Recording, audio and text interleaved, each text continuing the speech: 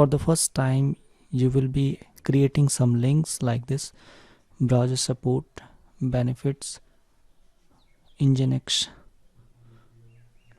whatever HTML jump link you need, and then you have to mark a point, mark a heading. So suppose if I want my user, if they click on browser support, they should land on the browser support heading.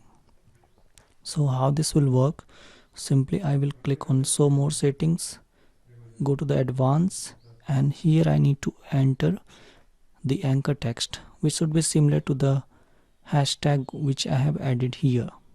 Okay, so once you implement this HTML anchor tag, just you need to click on the update button and it will work immediately.